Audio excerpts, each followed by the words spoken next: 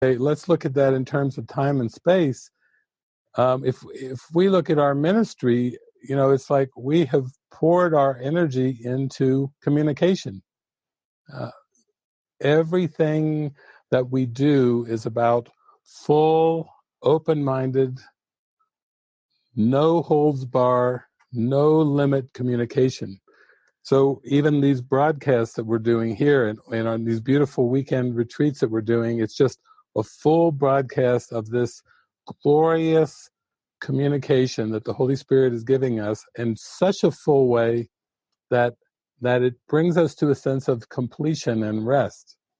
Like Francis and Lisa were just talking about, landing down there and all these symbols of holy encounters, first class, breeze through immigration, and then Lisa ends up in the garden as happy as can be.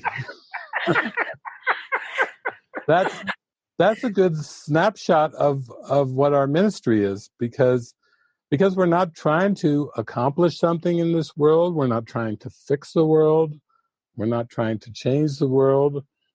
I even have a book coming out in February, and I was helping edit some of the wording that they were putting in the book on the back cover, because they use the word "the betterment" for the betterment of yourself and for the betterment of your relationships and the betterment of the world. And I was talking to Jenny and Greg, and I was saying, I really wish they would take that betterment word out, because I'm really not into the betterment of anything. I'm into truth.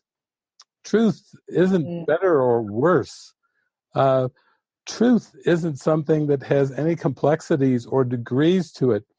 I'm happy to have seen that the only need I ever had was truth, and that all these other things that seem to be part of time and space don't have any value or any reality whatsoever. Some of you are familiar with Abraham Maslow's hierarchy of needs. Remember that pyramid they taught us when we were in psychology? And they talked about, the basic needs at the bottom, and then a little bit, then you have a little more, and then self-esteem needs, and this and this. And finally, you get to the very top of the pyramid, and it's self-actualization. And I was just thinking about that today. That's it. You could start and end with that point. Everything, the point of everything is knowing who you are. The point of everything is the truth.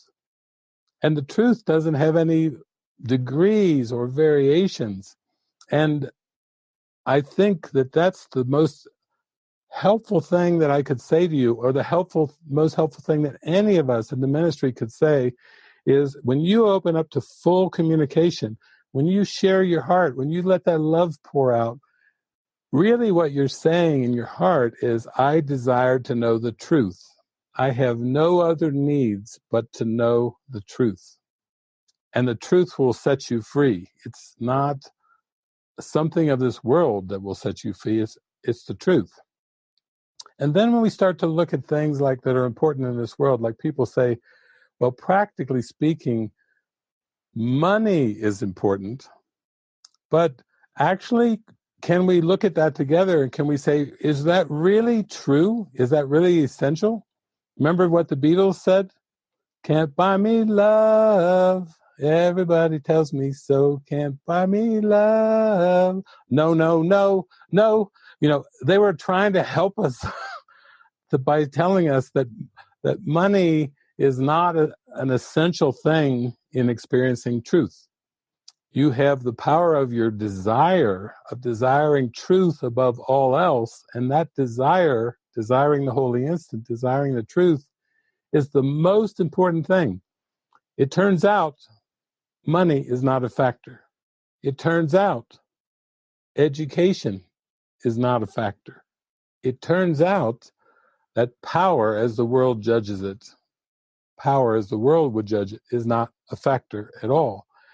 It turns out that everything that we have deemed as important in this world, and I mean everything, all inclusive, part of time and space, has been part of a veil to keep us from knowing the truth of who we are. And therefore, by desiring the holy instant above all else, by desiring full communication, by desiring just to be an extension of God's love, just by desiring it, which you have that right now. You don't need to add on to get that. You have the ability to desire the truth above all else. You have that right now. So to me, this is exciting because that's what we're joined in right now. And people will say, well, I would like to think that that was the truth. And I'm just saying it is the truth. It is worth giving your full focus to. It is worth desiring. Desiring above words, desiring above concepts, desiring above even trying to have an intellectual experience of A Course in Miracles. Desire the truth above that intellectual understanding or whatever you would call that, because that really isn't a factor. An intellectual understanding of the Course in the end it's not the experience that you are truly seeking. It's just another, you might say, another sideshow that the ego may say, oh, that kind of sounds pretty good, but the ego isn't what you're after. So I hope today we can start off with talking about this in the most practical way, because these are the kind of workbook lessons that have been coming to me as I've been praying about this retreat. The workbook lessons are coming to me, are clearly saying that it's a question of valuing. If you value littleness, you will not know the magnitude of the holy instant. And if you're unaware of what that littleness is, then you may be valuing it and compromising on your acceptance of the truth without even knowing that you're compromising on the acceptance of the truth. The things that if you ask most people, if they said, what is valuable to you? And they listed them: friends, family, home, job or career, neighbors. They may talk about things that are important to them, like whatever, jewelry or education. You know, all the things that people list as valuable. Jesus would tell us, and he does tell us this in lesson 128. He does tell us this in lesson 133. He does tell us this throughout the book, that the things that are deemed valuable in this world all perpetuate a self-concept that God did not create and God doesn't even know about. And it's all perpetuating a false identity. All those things that Jesus mentions in lesson 50, you know, including psychological things like being right and knowing the right people, being liked, all those kind of things that are part of the human construct are all part of the littleness. And the valuing of littleness means that the mind values littleness more than truth, more than the holy instant. So the main teaching here is that, as Francis opened up with, you know, can you imagine what it's like to be quiet, tranquil, to have no cares, no concerns, that glorious, peaceful state of mind? Can you even imagine how wonderful, how joyful, how delicious that state of mind is? That is like a call into the holy instant. And he's saying everything that you value in this world is part of littleness that blocks you from the holy instant. So you see how it's just a question of valuing. It's not about having a spiritual career. It's not about attaining something or attaining a certain level of consciousness. It's not about anything of this world. It's simply about making clean the altar and saying and meaning, I want truth above all else. I'm not interested in anything else. I'm not interested in the things of time and space. I'm disinterested in the things of time and space, that I might give my full devotion to God.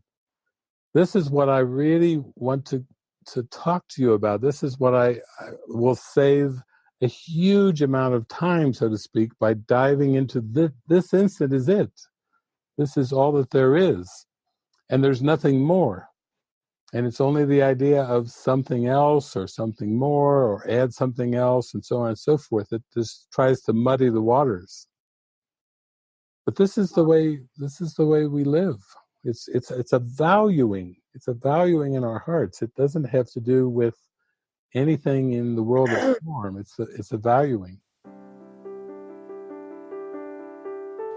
Get ready for David Hoffmeister's upcoming book, This Moment is Your Miracle: Spiritual Tools to Transcend Fear and Experience the Power of the Present Moment.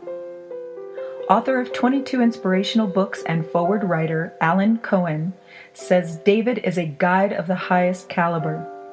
This book can help you learn how to trust your inner guidance and accept the miracles life is offering right now. This book invites you to welcome your inherent innocence and to that eternal peace within. New York Times bestseller Gabrielle Bernstein says about David, "I love David's gentle teaching style and his genuine love for life. David walks his talk." If you would like to know more about this book, please go to davidhoffmeister.com or to our Facebook page titled, This Moment is Your Miracle. You can pre-order the book on Amazon.com. Published by New Harbinger, David's new book will be released on February 2nd, 2019.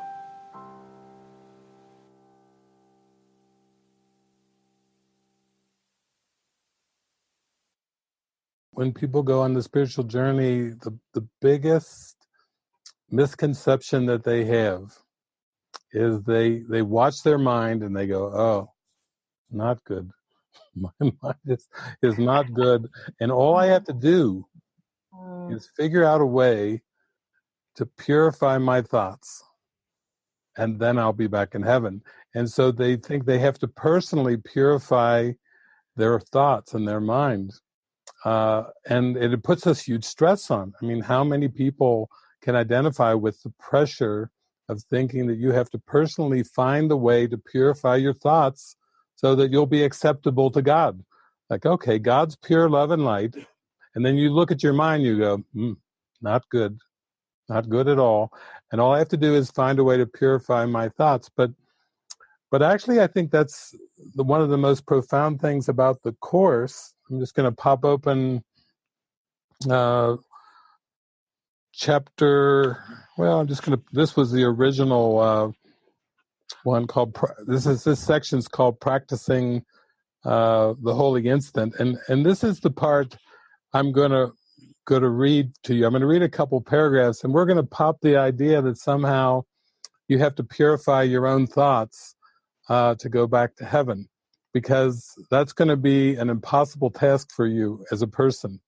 You'll read, you'll meditate hundreds, thousands of hours, but you'll never be able to purify your own thoughts. And what I like about this section, and I'm going to read these couple paragraphs, is they're going to show you that you don't have to do that, but there is a way that is offered you, but it's not your own as you believe it. This is the way he says. He says, the reason this Course is simple is that truth is simple. Complexity is of the ego and is nothing more than the ego's attempt to obscure the obvious. You could live forever in the holy instant, beginning now and reaching to eternity, but for a very simple reason. Okay, now he's going to give it to us straight. He's saying you can live forever in the holy instant and now and reaching to eternity, but there's one reason that's blocking you. Just one. That's all. Just one reason that's blocking you from eternity. And then he says, do not obscure the simplicity of this reason. He knows that the tendency is to try to make the most bare, simple, direct instruction complex, and then say, oh, I can't do it. I can't possibly do that. But he's saying, no, do not obscure the simplicity of this reason.